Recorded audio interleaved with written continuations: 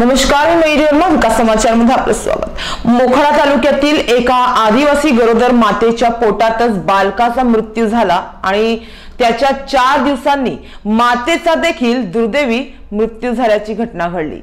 तर या मृत्यूला खोडाळा येथील आरोग्य यंत्रणा जबाबदार असल्याचा आरोप मृत मातेचे पती भाऊ रोज यांनी केला आहे। मोखाडापासून 15 ते 20 किलोमीटर अंतरावरील देवबांध लगत आडोशी शिरस गाव येथील ही महिला असून आरोग्य विभागाने या बालक माता मृत्यू प्रकरणी चौकशी सुरू केली आहे।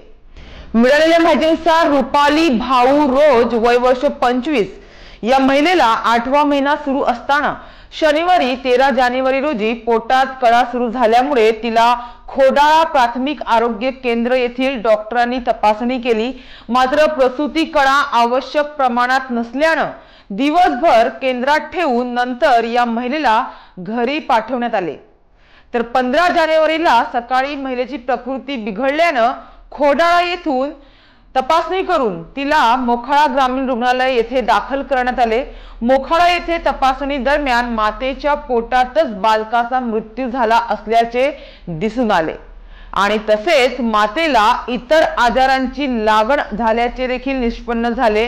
त्यामुळे मोखाडा ग्रामीण रुग्णालयाचे वैद्यकीय अधिकारी यांनी या महिलेला तातडीने नाशिक येथे सिव्हिल हॉस्पिटल येथे हलविले।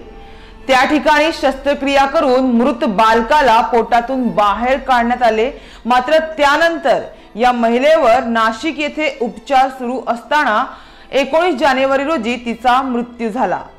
मात्र आपल्या पत्नीचा मृत्यू खोडाळा येथील आरोग्य यंत्रणाच्या हलगर्जीपणामुळे झाल्याचा आरोप या महिलेच्या पतीने केला आहे।